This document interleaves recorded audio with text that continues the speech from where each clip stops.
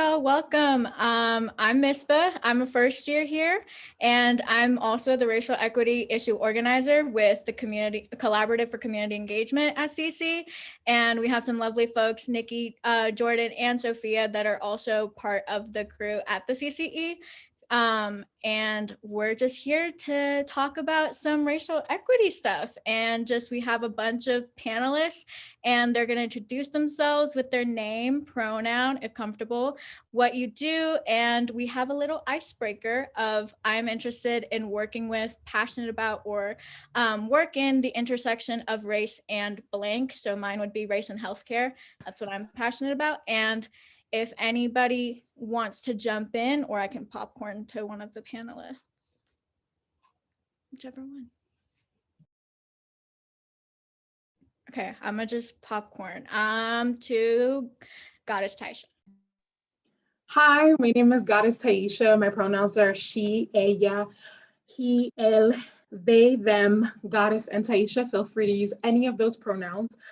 What do? I am on the multiple boards of nonprofit world at Colorado Springs. I have been organizing for over 20 years from New York City, DC, Boston, and now Colorado Springs. And I work for an agency called Inside Out as the amplifier of health advocacy. And that's a very good question. I am interested in working passionately about the intersection of race and equity all the time. And when we talk about equity, I'm talking about all of the isms that include equity, such as classism, the glass ceilings that we don't talk enough, more like the cliff if you're talking about the Black woman. And I'm very passionate about working with young people to not only teach empowerment, but show what empowerment looks like. And that means that everybody has a voice at the table. Oh, and I will popcorn to Rosalie. Thank you. Good afternoon, everyone. I'm Rosalie Rodriguez. My pronouns are she, her, hers. I'm the Senior Associate Dean of Students for Diversity, Equity, and Inclusion here at Colorado College. I'm new to Colorado, so I can't speak too much about the Springs. I'm still kind of getting used to and learning a lot myself about the Springs. This is what I've spent almost my entire life working on, are these intersections. So it's really difficult to pick one. And so for the challenge, I think I was trying to think about the places that I'm most passionate about. And that is thinking about the prison industrial complex, environmental justice, and food insecurity are the things that I probably spent the most of my time and background on. And those for me really come down to the intersections of race and class. And my own experience of, my sense of belonging have really been formulated by being a first gen student, being low income, growing up working poor to working class. And so most of my, I think my passion really derives around that intersection there. Thank you.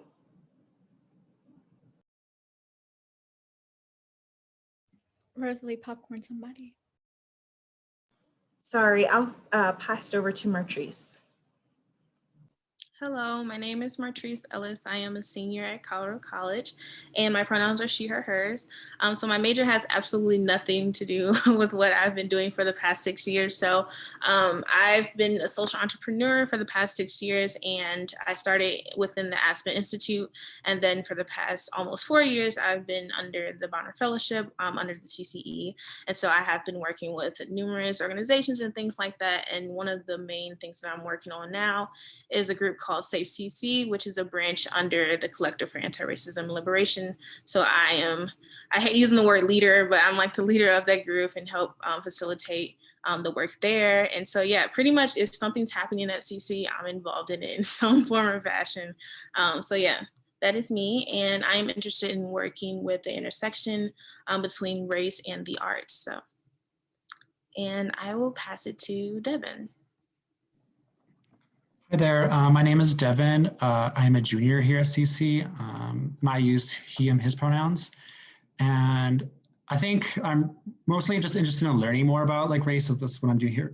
That's what I'm doing here, majoring in race, ethnicity, migration studies. So that's what I'm most passionate about. But in terms of what I think I want my work to be, I think I'm most interested in the intersections of race and education. And I'll popcorn to Dr. Lewis. Thank you, my Devin. Now I feel really bad because when I went in that email and I opened the questions, you were on all of them and I didn't even notice. I'm sorry. I don't ever click the list. So I'm Heidi Lewis. I'm director and associate professor of feminist and gender studies here at Colorado College. This is my 11th academic year here. So this year, my husband, kids, and I will be approaching our 11th year in the Springs. I'm not connected in the Springs at all.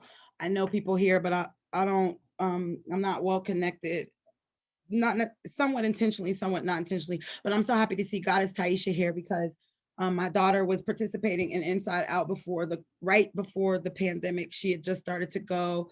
So yeah, I would love to connect with you about that. Intersections of race and so many things, gender, media, class, those are the main ones. Drug addiction, which was predominantly personal until just recently. So professionally, there'll be a lot more of my own thinking about the relationship between race and drug addiction, particularly crack cocaine in the 1980s. My father was an addict, so I'm really obsessed with that right now. But it's always been a big part of who I am as a teacher, a scholar, a mother, a wife. And yeah, I'm going to popcorn to John Christiansen.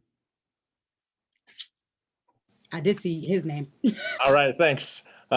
Christiansen, but that's, it's, everybody pronounces it that way. We're just some weird, like holding on to our Danish heritage. So let's see, he, him, or they, them pronouns. I'm teaching at UCCS right now. I am currently getting my PhD in sociology. I've been teaching, I was an instructor back in Pennsylvania. I've been teaching sociology probably for about 10 years at various institutions. So I'm from Colorado Springs originally, but I was gone on the East Coast and abroad for about 12 years, moved back a few years ago. So with regards to what I do around the community, when I moved back, I joined a socialist organization and I started working on founding the Chinook Center. So myself and several other people have worked over the past year or 2 years to found the Chinook Center, finally open up a space. So now I'm on like the executive team of the Chinook Center, which is like a social movement building space. And we also run several programs out of the space as well, including like a People's Grocery, a People's College, which is where we do like sort of activist education. And we have a freedom school coming up this summer. I've taught race in a lot of different, not a lot of different settings, but several different settings, which taught me a lot about, you know, my own blind spots about race, which I think is always interesting. With regards to what I'm most interested in with intersections with race, I mean, it's hard because so many people have here said that, you know, it really intersects with everything, but I think class, that's really what I'm working on right now for my dissertation is class issues around the world. So that I'm really interested in those relationships, especially when you think about, you know, how capitalism started with that, those being really tied close to one another. So that was probably too much, but thank you so much for inviting me here, everybody. No, that was perfect. Okay, so I'm gonna roll through a couple questions so we can also have time for some Q&A from the audience, but I also have some bonus if we have time, so don't worry, I'll milk the entire hour out of you, but not for you, Goddess. I know you have to leave early a little bit.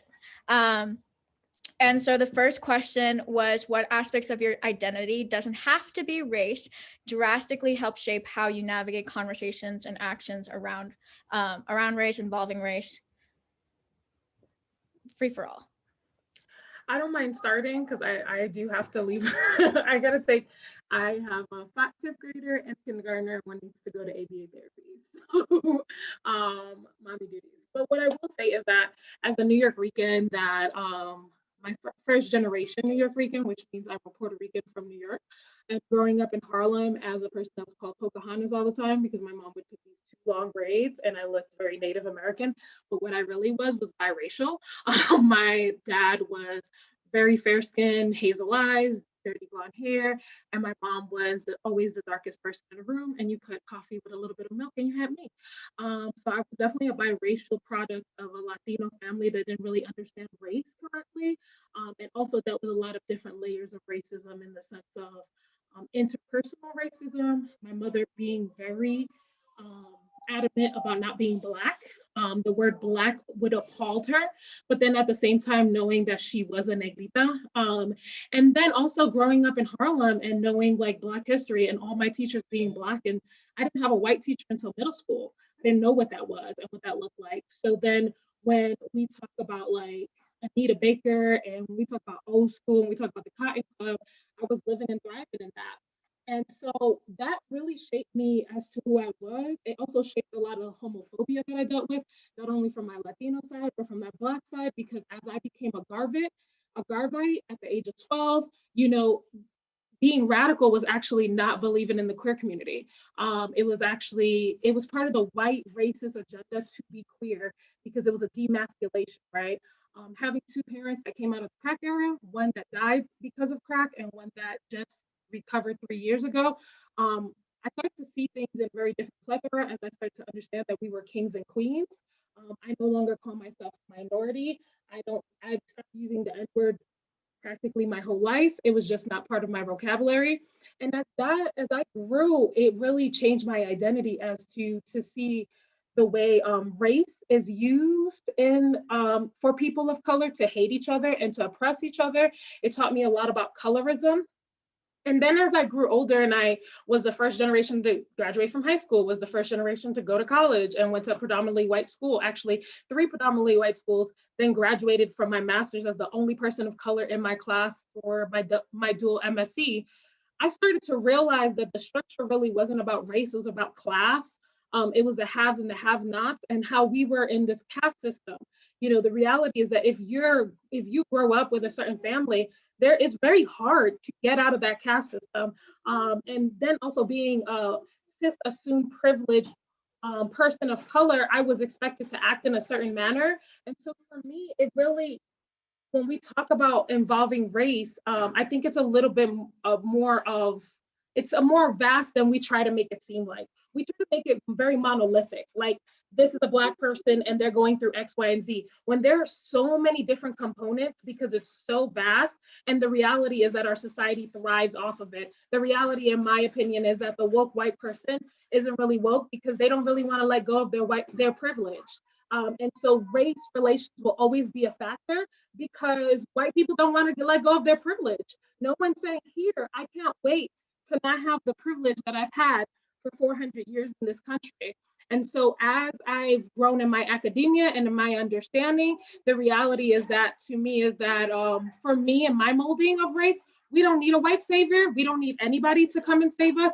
We need to realize that people are people, and we need to realize that these inequities are actually followed through in every institution that actually exists. There isn't an institution that doesn't have racism at this point.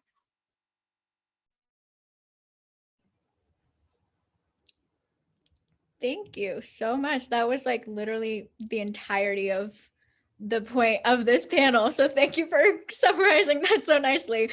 But I hope that all of y'all, all of the other panelists would also kind of jump into this. And yeah.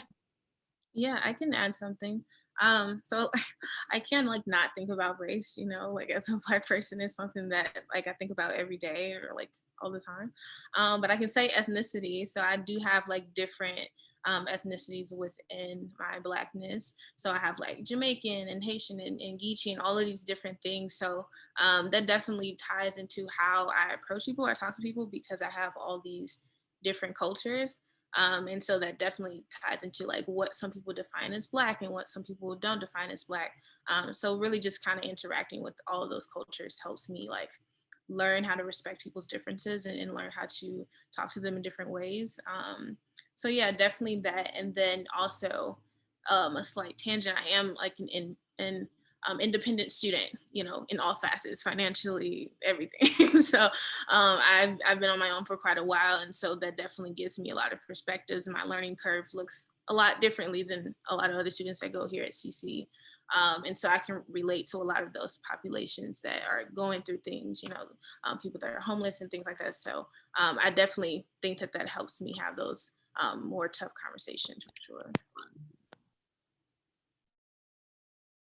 I have a question, Misbah. I should have asked you. Yeah. Why do you want to know? That is a really good question, but the primary reason is because I want to bring forth the fact that anybody who is a different race than is white is also more complex than just their race, A, and B, also because that race isn't just like what Goddess like initially said, where it is in every facet, and it's not just race at this point. It is race, but it doesn't need to be a monolith. So that's why.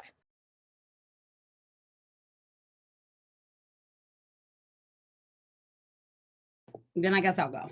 I was like, I'm ready to go, but I don't know why. I'm like, what are you up to? Okay.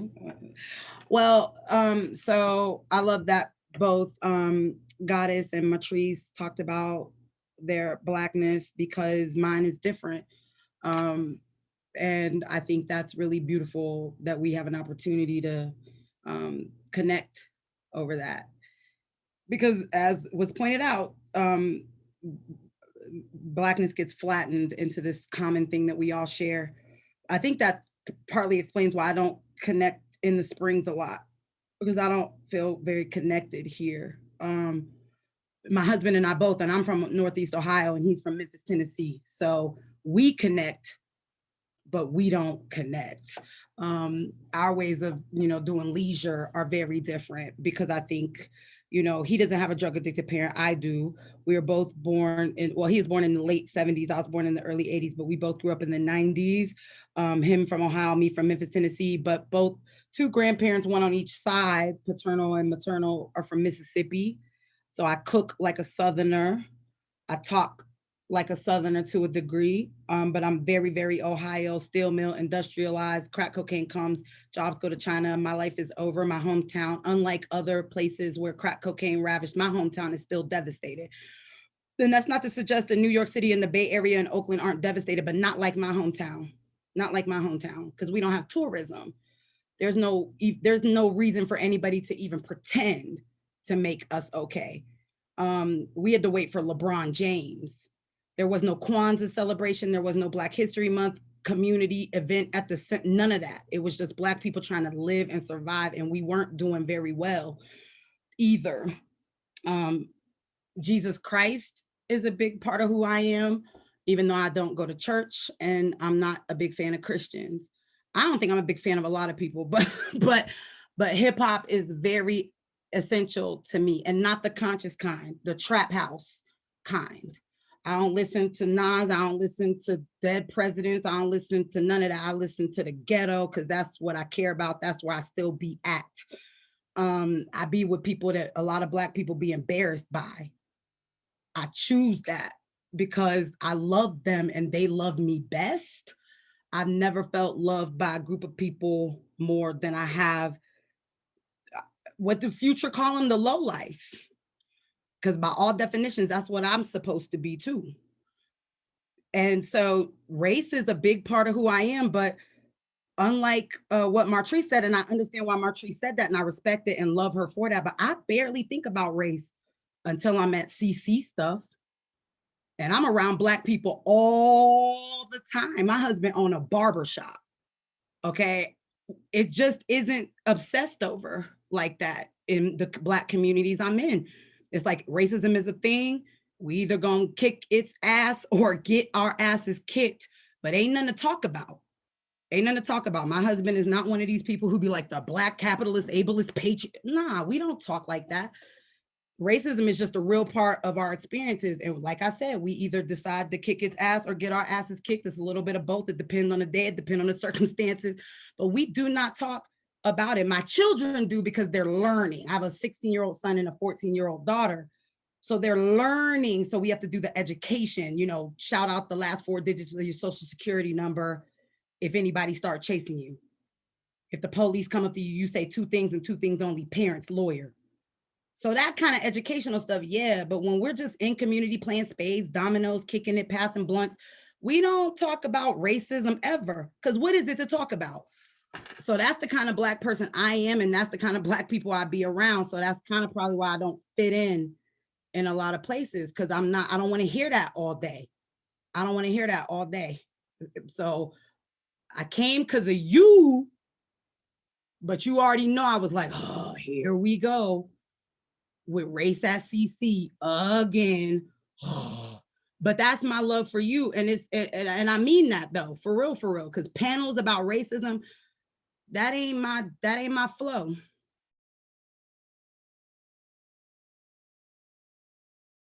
And I greatly appreciate it.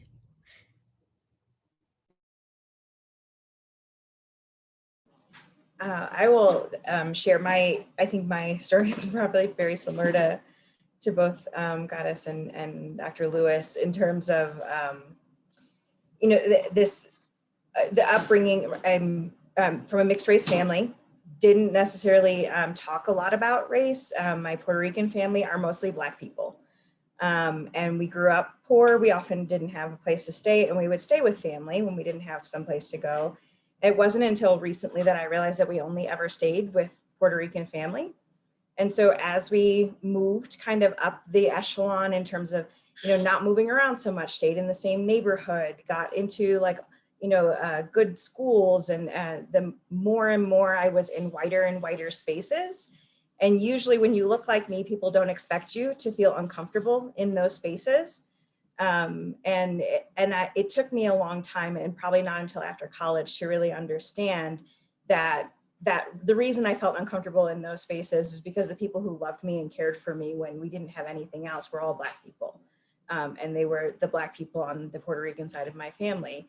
And it was an interesting kind of intersection that I had a very big family. Some of my family did not come here legally. And the ones who didn't come here legally were white. They were not on the Latinx side of family. And they actually had access to a lot more opportunities and ability to move up the class structure, establish a business, gain some wealth that was not necessarily shared with our family, that my Puerto Rican family never really had access to.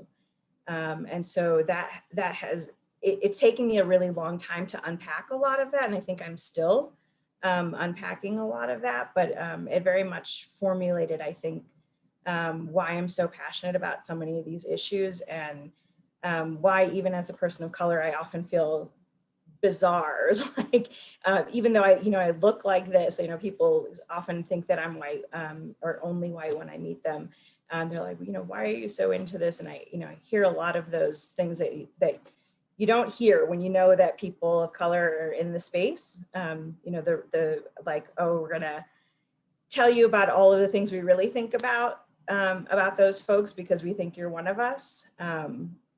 That I think have really weighed on my soul, and kind of pushed me deeper and deeper into understanding that some of the things that I really thought were just about class were actually much more about race. My two grandfathers, one Black, one white, both, coming to a new country, even though, Puerto Rico is technically, it's a colony, but, citizenship, whatever.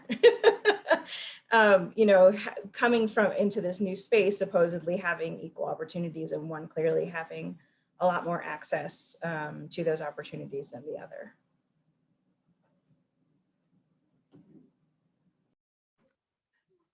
I just wanted to add a little bit to what Rosalie said. I think the complexity of being Black also has a lot to do with what it is to be Black, the stereotype of being Black, and that's the reality, right? Like, I'm not Latina enough for Latinos. I'm not Black enough for my Black folks. I'm not this enough. I'm not queer enough. I'm not gender fluid enough. I ain't nothing enough. But all I have to do is show up as myself. And that's because we've built structures so that we can feel like we can monolithically put people in boxes. And that's the way we feel control, right? The reality is that we live in a crab barrel mentality that was set. We don't want to talk about it in the Black community. I know when I'm with my people, I don't want to have conversations, these complex conversations about our Blackness and the racism, because the reality is that it's very triggering. when you think about it. Even the conversation, we have to live it as it is. We already know that it holds certain boundaries to us, and it also maneuvers what we do in society. So the reality is that nobody wants to have a conversation of the way you get your, excuse my language, Black for a better word, your butt kicked, right? So that then when you go into society, then you got to keep on getting beat. And then I think in the world of academia, the worst part of it for me has been, is that it don't matter how many, there's a reason why I refuse to get my doctorate, because I have a dual master's in education from Fordham University, and it still don't matter. I'm still not educated enough with $100,000 worth of student loan. Don't nobody give two craps about how many diplomas I get, because the minute they talk to me, they expect certain things. I myself have stopped the whole code switching bullshit, because the reality is that then I'm just living in the colonization mindset. But the reality is that the minute I stop doing that also, I stop being less respected by other people in my own community. Because we live in a militarism way, and you're either a professional that's gonna act like this, or you're like, yo, what's really good? What are we doing? And you can't win. And then to me, in my opinion, the woke white person thinks that they know more than the Black woman about the Black woman's struggle. So they'll sit there and tell you how you're supposed to act too. And it's like a sad structure. So if you get anything from this panel, I hope that don't attest people to their race. Like literally, let them be their own person, even if they want a code switch, whatever makes them feel comfortable, let them just live their reality. Because the reality is that we're not allowing anybody to live. We're all on survival mode. No one is actually thriving when we have this mentality.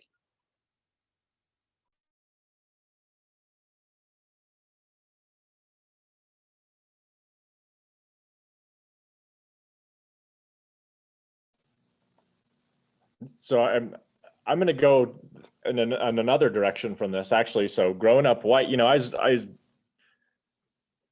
lived in a family growing up that was like sort of like middle class when we were very young, but then we grew up working class after my mom got divorced. Then I went out into the world and learned things. And I started teaching about race. You know, if you guys, I think Professor Lewis, you're also sociology, did you say, or no, you're in? Yeah. I got my degrees in English and American studies, but I deal with people all the time. But you know, you end up teaching things about race. And one thing that taught me teaching, you know, your usual intro course or whatever, is that like, I don't walk around thinking about race as a white man. Like, it's not something, when we're raised as white people, we are raised as to think of ourselves as the default. So we don't ever have to negotiate and navigate around these things. And so whenever I had, you know, teaching about race in northeastern Pennsylvania, another sort of like Rust Belt town, to a bunch of working class white folks, they get very upset. As soon as you say this is the race section, they all start squirming in their seats.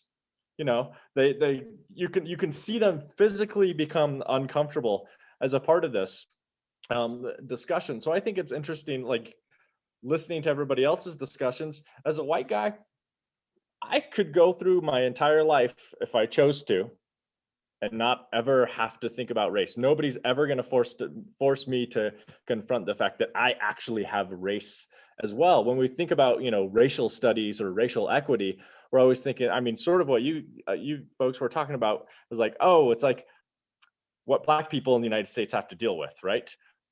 But like Tyescha was bringing up, like the other side of the coin is that race is all of these other things, including whiteness, and whiteness lives because Blackness lives, right? The privilege and oppression exist as two sides of the same coin. So I think, you know, and it is difficult trying to be that, like, I try not to use the term woke, but trying to be a white person who knows what's going on, right? Because like, even when I'm teaching these things, I can't speak from a place of experience, obviously, right? On the other hand, I've found that when I talk about race to like white students and even students of color, I feel like they give me more credibility as a white guy. Like, I don't have some sort of racial bias going into this, which is insanity, because I obviously bring my own racial biases into the teaching of race as a white person. But there's this assumption, I think, that like I am the neutral in this. So that's how I sort of carry it around with me myself. Of course, growing up and changing classes, that's, I learned about class, the different ways that I experience class in different ways. But that's sort of like how I understand that, like, negotiation of these different worlds. Thanks. I guess I can go. So something like similar to like what Dr. Lewis said, like, I don't think about race as much unless I'm at CC. Like when I was like a senior in high school and like I was like, I want to go to college, like everyone's like, oh, it's so white and like rich. I'm like, I really didn't think about that. Like I just wanted to go to that school because I liked it. I didn't think to myself, oh, it's like really white and all these things. And then entering like the Bridge Scholars program, like they always like, I felt like they shoved it down our throats a little bit. Like, you're a POC at a predominantly white institution, you're like first generation low income, like, oh no, like I felt like I got so much of that and nobody gave me any tools about like how to like deal with that or think about it or any like all the above. And then I think once I started taking courses in like sociology, FemGen and REMS, all the above, I became a lot more comfortable with it. Like it's just is what it is. Like I'm not like here like thinking about it like in a like whiny way, I don't know, but like I think part of my, like, just being a student, like, I'm here to learn and learning about, like, race, ethnicity, gender, class, all the above. It's made me a lot more comfortable with it. And it's just, like, something to talk about. I don't shy away from, like, having these conversations about these identities.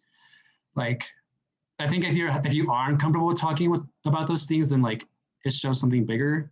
And, like, you should be comfortable with just talking. Like, it's not that big of a deal for me.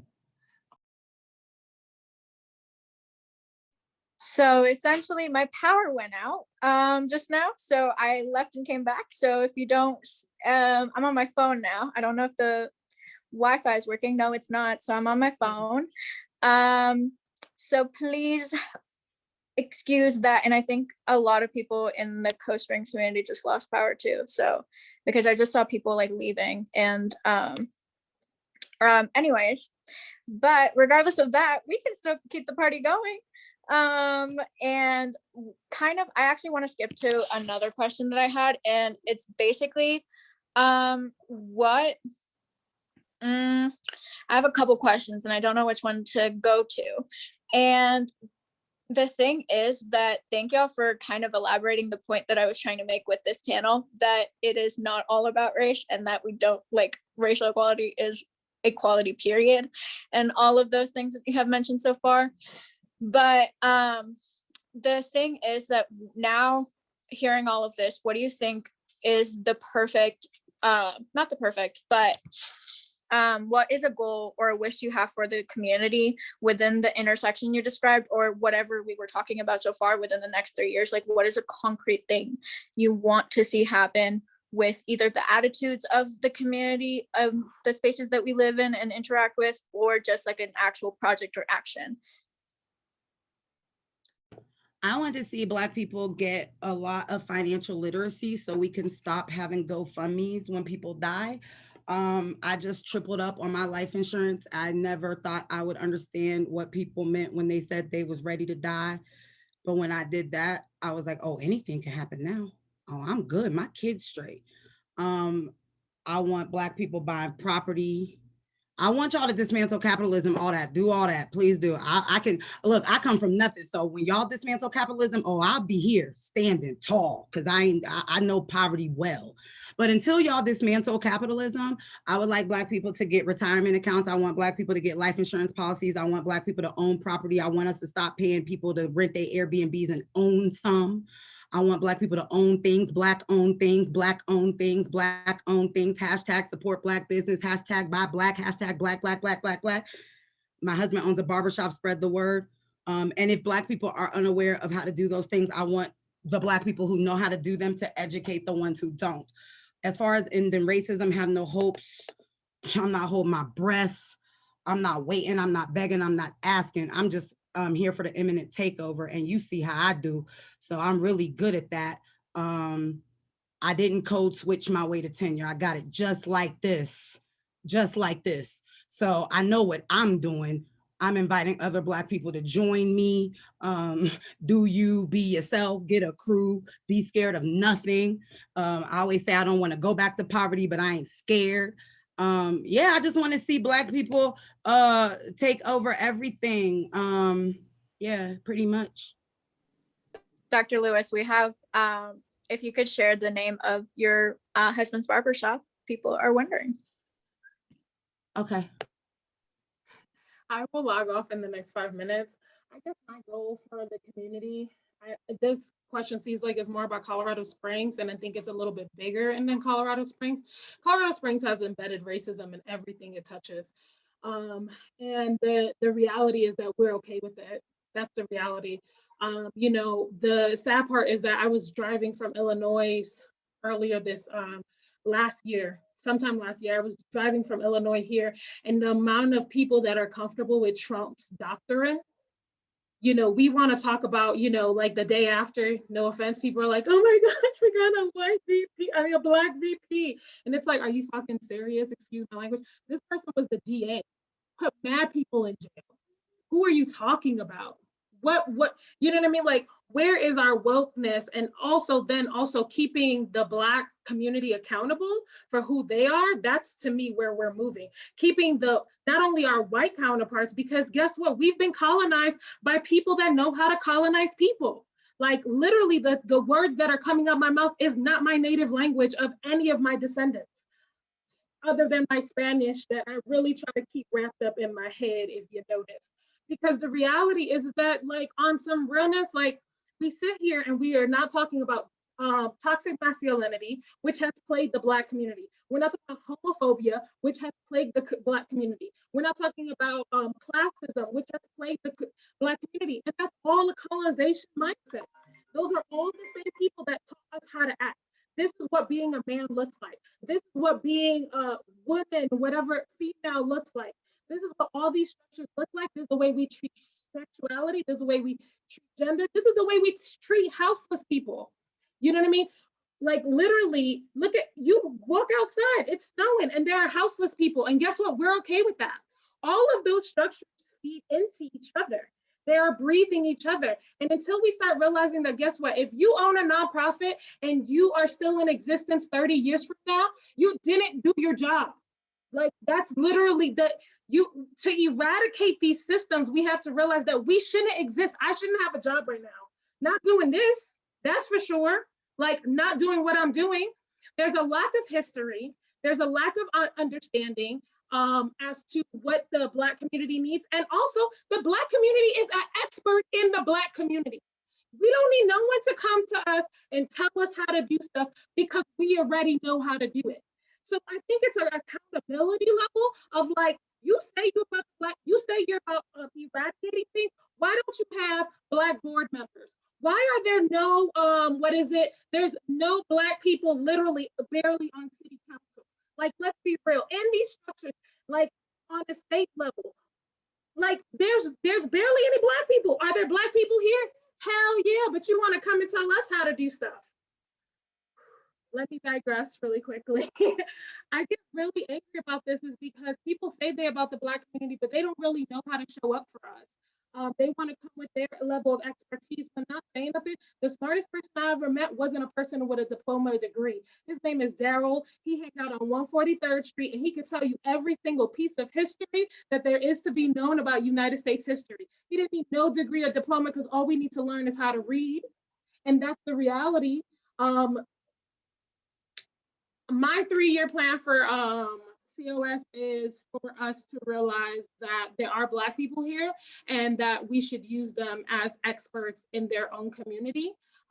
We don't need anyone to come and save us, because we already saved, according to Jesus Christ himself. I agree with everything that's been said so far, especially with Black people being the experts. Like, you know, like, in my personal opinion, there should not be a non-POC teaching about POC issues or topics. Like, that just shouldn't be a thing. But I also, something that I think that the community should focus on is moving past education. And I know everyone might not agree with that, but we've been trying to educate people for thousands and hundreds of years now. You know what I mean? So I just wish we would move a little bit past that and not like center the comfortability of whiteness in this work. And we see that all the time. And not to take a dig at CC, but it happens a lot where we are trying to make white people comfortable or like liberate white people and not focusing on what BIPOC need. Instead, you know, the resources are directed in the wrong direction, in my opinion. So I think like going to these communities and like talking to these communities, seeing what they need, seeing just how these communities are, and asking them directly, you know, instead of making inferences or making a survey and trying to code, you know, what's happening in that survey. just have that community lead that instead of trying to have a representative that's not even a part of that community or doesn't understand it in any fashion, try to talk about it. So I think that that's a huge switch that needs to happen. But that is my opinion. I know some people might disagree with that. I just want to say one other thing too. Nothing, if we're talking about racial equity, one of the things I've been saying, because I'm getting so nauseated by the phrase DEI lens, it's the new thing now. It's just like POC. It's like POC. I'm like, ew, I'm Black. And I would appreciate it if you would acknowledge that, because that's like my favorite part of who I am. So damn, you know. We're starting to flatten our own selves because we jump on catchphrases and terms like nobody's business. But racial equity, there's not. So Dean Dickey is in the building. Hi, Dean Dickey. I know you're not gonna turn that camera on, but I say hi. Dean Dickey is in the building. I'm in the building. Goddess is not in the building anymore because she has to take care of her children. Martrice is in the building. There are other Black and brown people in the building. There is no policy you are going to come up with that is going to satisfy both me and Martrice. First of all, I'm 40 years old with 2 kids. I got a PhD. Martrice trying to get a bachelor's. What kind of equity policy are you going to come up with that all the Blacks are like, thanks, we've been just waiting for you to find that one right one, and you did. So I think what we have to understand is that even in spaces where we're thinking about equity, you can't figure us out. You can't figure out the Latinx community. You can't come up with something that's going to be satisfying Rosalie, Devin, Santiago, and Karen, and Christina. Like, come on now. You can't say that you understand we're not a monolith and then be searching for a fix. That's disrespectful.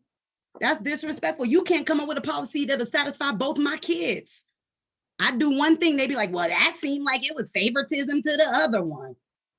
So what are we trying to do here? Not you, Ms. with the space. I'm just saying in these broader conversations about racial equity, I'm not going to make Black people so simplified that people think that there's a thing you can do that will be like, bingo, I thought, nah, I'm going to disagree with Martrice. She's going to disagree with me. I don't care if 6,000 million Black people say we should eradicate capitalism before we worry about our material resources. They can say that. I'm not trying to argue Black people down. I'm saying what I'm saying. So we got to start asking ourselves, what are we in here trying to do? Like, that's why I don't like stuff like this, because it's like, I feel like people want to come and then hear 3 Black people say something and then be like, well, figured out those Blacks. Here's the Black way. Heidi said, Heidi said, Heidi said. Students do it all the time. Professor Lewis said, Professor Lewis said. Yeah, but I'm married to a Black man who don't think like me on majority of stuff. So now what? So now we're going to quote, well, Heidi's husband said, Heidi's husband said. What are we trying to do? You know what I'm saying? Like, what are we, like, what is our goal for the Springs? Who cares what my goal is for the Springs? It's going to be 60 other Black people who disagree. Do what you want to do. Like, figure out who you are. What is your lane? Stay in it. Give yourself flexibility to move through it. But who are you? Like, don't, I hope there ain't nobody in here listening to this panel thinking this, we got answers. I don't have no answers for what y'all need to do about nothing. I got ideas. I got ideas. If you care that much about them, you might want to take my classes. I teach them all the time. Can't find a student of color to take them. So I don't know how much you even want Black faculty. We all begging Black students to take our classes, begging students of color to take our classes. So what? So I'm supposed to just give all my free time volunteering, then you come to the panel when I just taught this today. I'm teaching Black feminist theory today. You hear me? So what I'm trying to say is this stuff be seeming mad fake to me. And you know, Misbah, when you invited me, you know I was gonna give you that real shit. This shit feel real fake as fuck to me. Cause it's like, oh, Michael Sawyer teaching Toni Morrison classes, 30 students in it, one of them Black. You don't give no fuck about no Black people. Give me a break. Just say we doing a panel on racial equity to da-da-da-da-da. But I don't have no answers about what you can do for the Blacks. Neither does Martrice. Martrice got to do what she gonna do. I got to do what I gonna do. White people got to do what they gonna do. Men got to do what they gonna do. Heteros gonna do what they gonna do. And everybody better figure out how they gonna get through this life and make the world better after you got out of it than it was when you got here. Maybe that means doing the People's School. I just wrote John Christiansen. I know I'm gonna fuck that up. I said, I want to be down with the People's College. I want to teach something. I don't care about the rest. I'm not going to feed the homeless here. You understand me? I'm not going to cure AIDS. I'm not going to save the environment, but I'm going to see if I could teach me a couple of classes at that People's School for free for the people. And then we're going to advertise it and we going to see who come. Like, figure out yourself. Like, it's only so much asking other people what they think that's going to last. Okay, bye.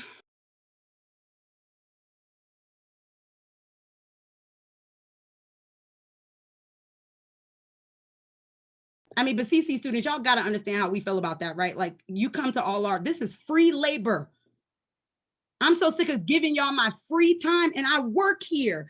Take my shit and I will tell you Devin just came out of my class. Devin know what I think about everything, don't you, Devin? Not if you know what I think about everything. I'd be like, this is what I think about this. This is what I think about this. This is what I think about this. Why do you not? And you don't have to take my classes. I don't care because my paycheck come on the 15th and 30th every month, no matter how many students I have. I don't get paid by the head. But what I'm saying is if every CC student has so many opportunities to learn from faculty who study this all the time and refuse to, but then come to the panel, that's crazy to me. That's whack. And I'm too hip hop not to tell y'all you whack when you whack. Now that's some Black shit for your ass. Huh. Do Black Lives Matter or only when they talk nice to you?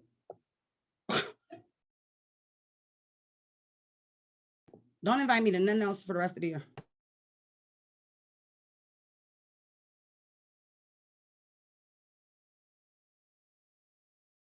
The only thing you're getting is probably more tea packages. That's about it. Or just some care packages, because no, the entire point of this is to kind of decode and trying to be talking about what you were just saying, because like the thing is that I don't know, I don't need to summarize what you just said. Okay, cool. Is anybody else wanting to kind of jump in?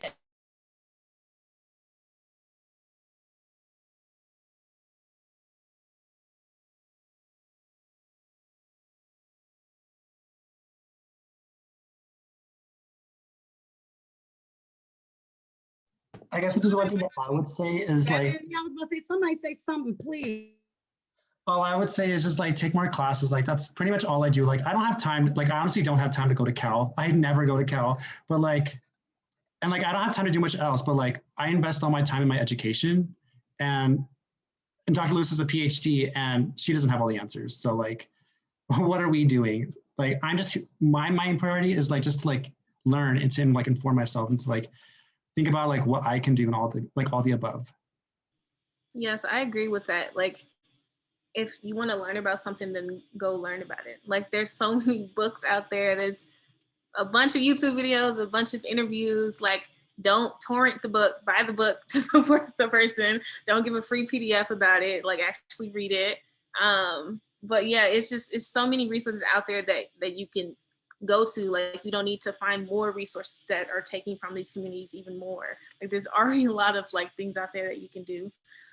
So I definitely would say like take that initiative into your hands, because honestly, like I understand that sometimes it is necessary, well, not necessarily necessary, but I choose to educate some people about my experience as a Black person. And I say mine because I'm not representative of the entire group.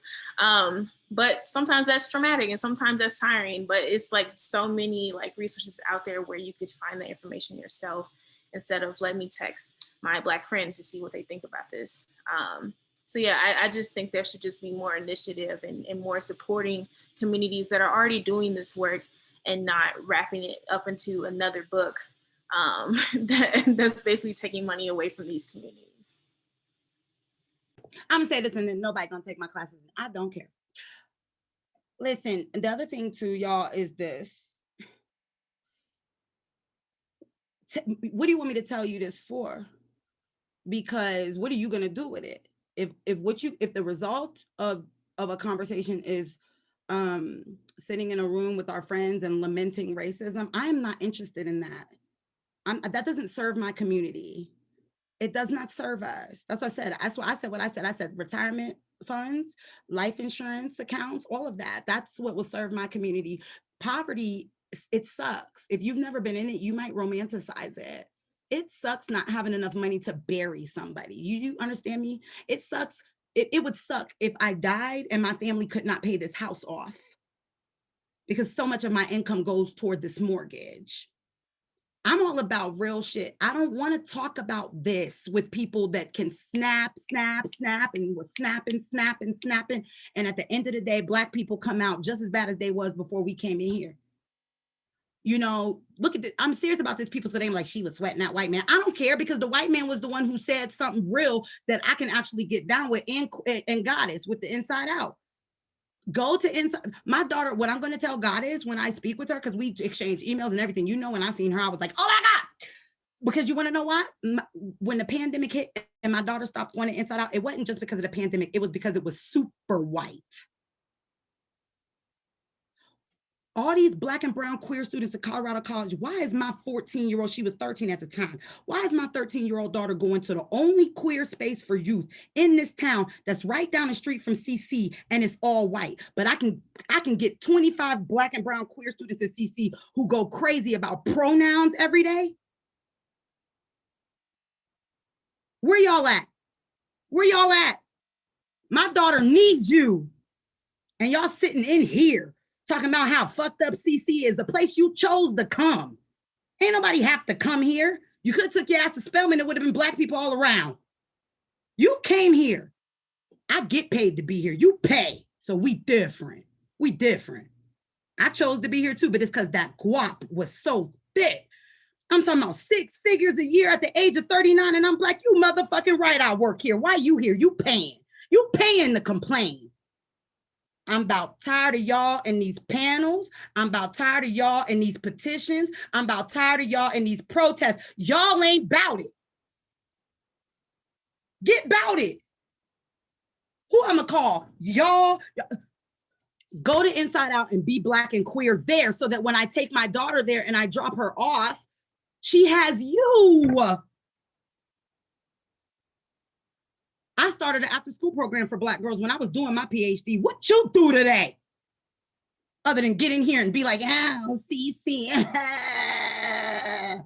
Well, take your ass to UCCS. It's a lot cheaper. At least you'll be in misery without so much debt. You ain't as smart as you think you is. And I'm not Rochelle and Rosalie, because you know what? They're sweeter than me. They're nicer than me. They sweet. They be like, we should let the students lead. Not if you invite me, they ain't. Hell, look at it. Lead what? Lead what? Go lead yourself down to where Inside Out is at and start a program for young Black queer girls. A film night. Y'all know I run FGS and I'm about to be done running FGS. All the money that I had in my hands is about to be gone. I ain't gonna control it no more. You should have been getting it when I had it. You could be using the ID house. You could be, I got $50,000 worth of FGS money in my pocket. I can't get none of y'all to come get it because you want to beg CC to change. Well, then I guess we'll all be sitting around here broke and pissed. I want y'all to do something useful for the next generation of kids. I want y'all to go look a young Latino in the face and say, you somebody, you a king. I want to teach you about Che Guevara.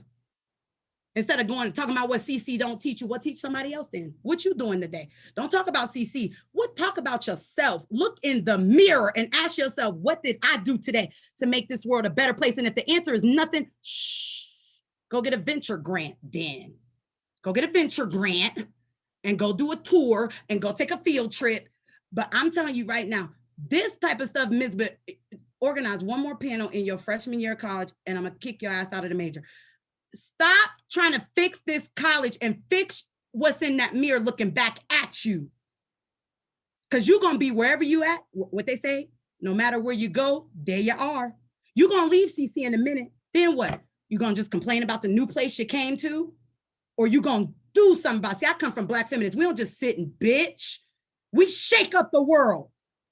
And I'm talking about real stuff. Start a program, a people school. Get up here with this man. Y'all ain't asked for his email. See, y'all do that stuff. Oh, what's your husband's barbershop? Who in this room gonna go to his barbershop? Shut the hell up with all that. Why? Now, Nikki different because Nikki gonna pass it around. Every time somebody say something to Nikki gonna be like Heidi's husband on the barbershop. What the hell you want my husband's barbershop information for? He ain't finna cut your hair. You ain't gonna do nothing but go in there and be scared of every Negro in there because they got gangster grills. Them niggas ain't playing. You finna go in that barbershop and be like, oh my God, I need to get the fuck out of here. Why you didn't get John Christiansen's email so you can figure out how you can volunteer at that people's school and teach something to these young people, teach something to these Latinos, teach something to these, no, because y'all don't want that because all y'all want to say is he's a white man. Don't they got everything? You better find one to snuggle up against. Oh, you ain't got you a white man. Oh, sucks to be you. Sucks to be you. I got a few of them. One of them is called Robert Moore. I'm telling y'all right now, don't invite me to nothing else because I don't want to talk no more. I done talked today. I'm sick of it. Nikki is in here cracking up. I'm getting ready to go. I swear to God, it's 4 o'clock. Me and Rochelle supposed to be on Zoom at 4:15, and you done made me so damn tired. I don't even want to meet with Rochelle. But I love you very much. This is how I do love you. You don't like it, find somebody else to love you. I was gonna transition, and if y'all are okay, y'all can email me, and I can give give everybody's email if everybody needs to leave. So people in the audience, y'all are free to email me for everybody's contact information if the rest of the people are okay with it, because it's 4:02 and I know y'all are busy. And also, thank you again, Dr. Lewis, because that is kind of the point of this. And I'm glad that is what everybody ended up happening. And that's what the point of the panel was for my interpretation. But thank y'all so much. And that is my email. And if y'all need anything, let me know. This was great. I'm so sorry that downtown just lost power randomly right now. But that's how it is. We still continue. And also, if you want to join stuff and if you want to start stuff, there's the Racial Equity Coalition, which is the whole point of this. And so you can join a listserv. You can also email me for that one. And we are gonna end up connecting with Inside Out and Chinook Center. Don't worry about it. But there is already stuff in the works, like Goddess Tyescha. I have a meeting with her next week. So what Dr. Lewis said is like something I take to heart personally. And if you actually want to join in and be a coalition, this is your chance. Email me.